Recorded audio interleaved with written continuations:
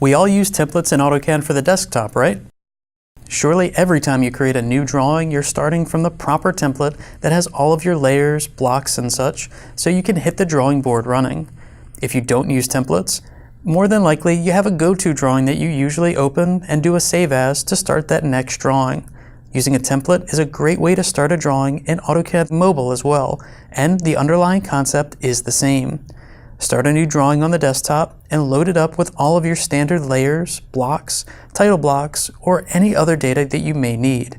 Save this new base file in your 360 drive or on your connected cloud storage solution.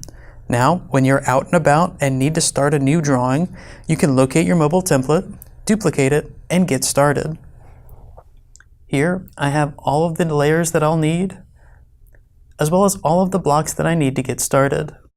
Now I can sketch out my shapes, change my layers, insert my blocks, all with a tap and a drag of my fingers.